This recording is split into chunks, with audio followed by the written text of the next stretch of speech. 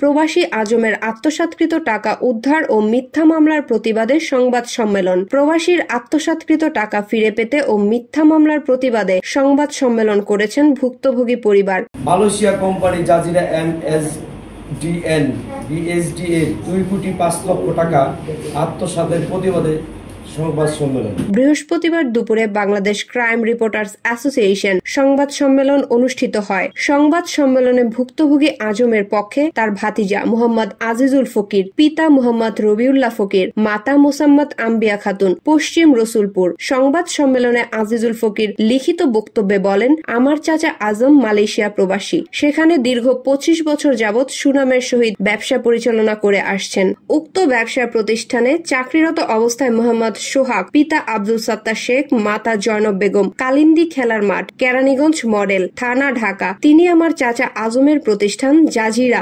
MSDN BHD তে 10 বছর যাবৎ সেলসম্যান হিসেবে কাজ করেন। এরই সুযোগে তিনি 2,05,00,000 টাকা আত্মসাৎ করে পালিয়ে আসে। পরবর্তীতে স্থানীয় সালিশ বৈঠকের মাধ্যমে নিজের ভুল স্বীকার করে সোহাগের মা 32 লক্ষ টাকা পরিশোধ করেন। সোহাগের মায়ের স্বীকারোক্তি সংরক্ষিত রয়েছে। বাদবাকি টাকা দেওয়ার প্রতিশ্রুতি করলেও তা না দিয়ে তালবাহানা শুরু করে। এক পর্যায়ে টাকা দিতে অস্বীকৃতি জানায়। তখন আমরা এলাকাবাসীর মাধ্যমে টাকা উদ্ধারের চাপ সৃষ্টি করি। ঠিক তখনই সোহাগের পরিবার আমার চাচা সহ আমার পরিবারের সকলের নামে উল্টো বিভিন্ন মিডিয়ায় অপপ্রচার চালায়। সম্প্রতি কেরানীগঞ্জ মডেল থানায় মিথ্যা একটি মামলাও দায়ের করেন সোহাগের মা জয়নব বেগম। উক্ত বিষয়ে কেরানীগঞ্জ মডেল থানায় অভিযোগ, আইনি সহায়তা চেয়ে হিউম্যান রাইটস রিভিউ সোসাইটি একটি লিখিত অভিযোগ করে চেয়ারম্যান বরাবর এবং মালয়েশিয়ার সংশ্লিষ্ট থানায় 3টি মামলা হয়েছে। ব্যাংক স্টেটমেন্ট এবং একাধিক অনলাইন মিডিয়ায় নিউজ প্রকাশিত কপি সংযুক্ত রয়েছে। দেখাচ্ছি এই যে 3টি কিন্তু পুলিশ কেস কাগজ আমাদের কাছে আছে। হ্যাঁ, এই 3টি কাগজ কিন্তু মালয়েশিয়া যে টাকা আত্মসাৎ করেছে সেই ডকুমেন্টটা মালয়েশিয়া পুলিশ কেস হয়েছে। এখন ও ওখান থেকে পালাইছে। বিভিন্ন সময়ে 2,05,00,000 টাকা আত্মসাৎ করে পালিয়ে আসে। পরবর্তীতে সময়ে সালিশ ব্যবস্থার মাধ্যম দিয়ে উক্ত টাকা থেকে সোহাগের আম্মা 32 লক্ষ টাকা পরিশোধ করেন।